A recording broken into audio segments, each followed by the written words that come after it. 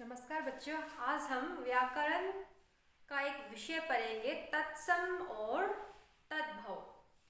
बच्चों, ये परीक्षा में ज़्यादातर 2 अंक का पूछा जाता है। बहुत ही आसान है, समझने का प्रयत्न कीजिए। सबसे पहले तत्सम देखते हैं।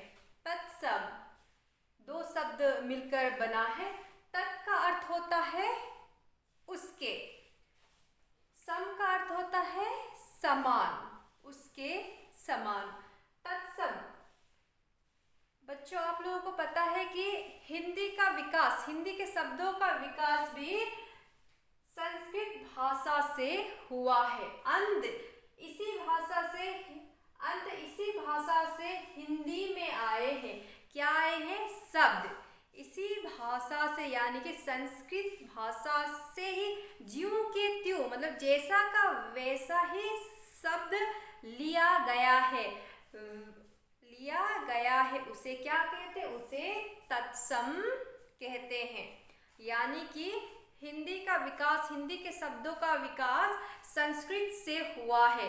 संस्कृत का जो शब्द है, ज्यों का त्यों, जैसा का वैसा ही हिंदी में लाया गया है, हिंदी में प्रयोग किया गया है, उसे तत्सम कहते हैं। तत्सम शब्द कहते हैं। जैसे सूर्य, मुख, रात्रि, नासिका, चंद्रमा आदि, ये सारे शब्द है जो तत्सम यानी कि संस्कृत से आया है।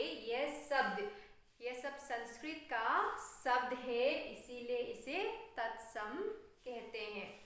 तो दूसरा है बच्चों तद्भव। ये भी 2 शब्दों की मेल से बना है। तत् का अर्थ होता है उससे, भव का अर्थ होता है उत्पन्न, उससे उत्पन्न, मतलब संस्कृत से उत्पन्न हुआ वाला शब्द। लेकिन उसे क्या करते हैं, वो शब्द बिगड़ गया है, बिगाड़ कर हम उसका इस्तेमाल करते हैं, उसे तद्भव कहते हैं।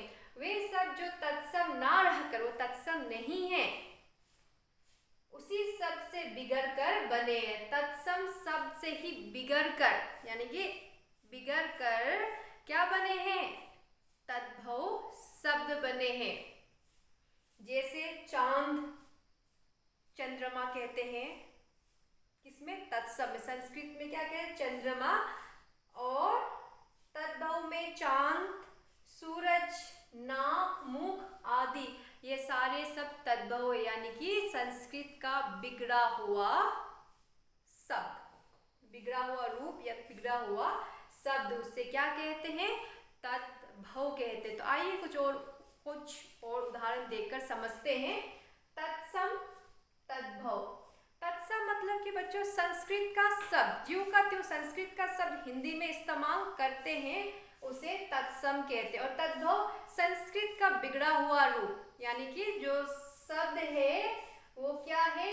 बिगड़ कर बना है, हिंदी में प्रयोग किया जाता है वो शब्द। जैसे कि तत्सम में ये मयूर है, लेकिन तद्भव में बिगड़ कर क्या बन गया है? मोर, नृत्य, नाच।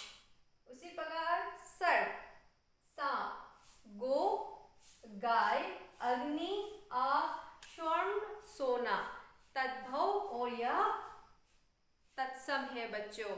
तो मैं आशा करती हूँ आप लोगों को तत्सम और तद्भव पूरी तरह से समझ में आ गया होगा। और व्याकरण से आप मदद ले सकते हैं। व्याकरण से मदद लेकर उसे आप सुंदर से अपनी कॉपी में जरूर लिखिए। ऐसा करने से आपको यह चीज़ सदैव याद रहती है। धन्यवाद।